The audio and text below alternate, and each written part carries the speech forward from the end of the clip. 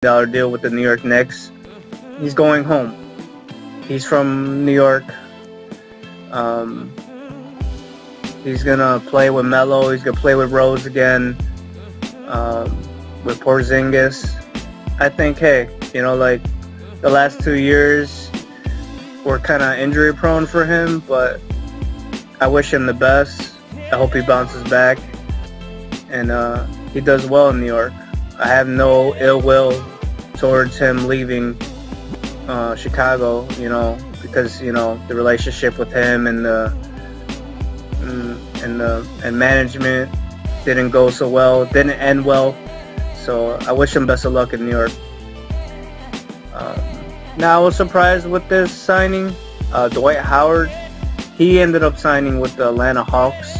He's going home. He's another player that's going home. Atlanta is his hometown. He signed a 3-year deal worth a little bit over $70 million.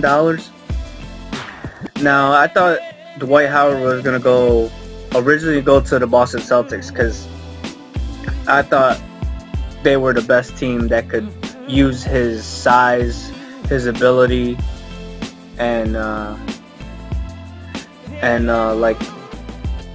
I thought he was the perfect fit for Boston with Isaiah Thomas and that team. But I guess Dwight, he saw something in the Atlanta Hawks to make him play for them. So he signed a 3-year, $70.5 million deal. So best of luck to him there, since LA Lakers and the Houston Rockets didn't work out for him.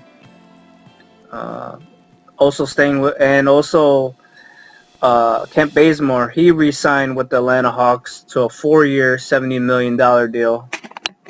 Bazemore had a breakout year, you could say, last year with Atlanta. He averaged, 11.6 points per game, 5 rebounds, and 2 assists. I guess it was his best year, so deservingly so. He was their small forward that replaced DeMarre Carroll, who went to Toronto the year previous. So I guess Atlanta's set at their small forward position for 4 more years. Evan Turner, the former Celtic, ended up signing with the Portland Trailblazers. He signed a 4-year deal for $70 million. I can understand Portland signing Evan Turner. Remember, Portland offered max money to Chandler Parsons, but I guess their second option after Parsons, if he wasn't going to sign with Portland, was Evan Turner. I like Evan Turner because he could facilitate. He's like a point forward. He could facilitate, he could score, and he could rebound. So, he could take the pressure off Damian Lillard and C.J. McCollum with the ball handling duties. So that's a good get. I like Evan Turner because he's still young, and it kind of fits that nucleus of that team because they're all young in Portland. That was a good get. Now, a big head scratcher as soon as free agency started was Timothy Mozgov.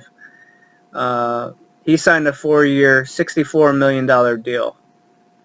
$16 million a year. The guy barely played for Cleveland last year. I guess the only thing I could see out of this deal by the Lakers signing Mozgov is having their own. Remember Luke Walton? He was assistant coach for the Warriors last year, and they had Andrew Bogut. So Mozgov going to Lakers, he's like the equivalent to Bogut with the Warriors. So now that Walton's coaching with the Lakers, I could see Mozgov playing that role, being that defensive anchor, that big in the middle to protect the paint. But for that price, I agree with some of the NBA analysts across the board. Some of them were saying why couldn't the Lakers pursue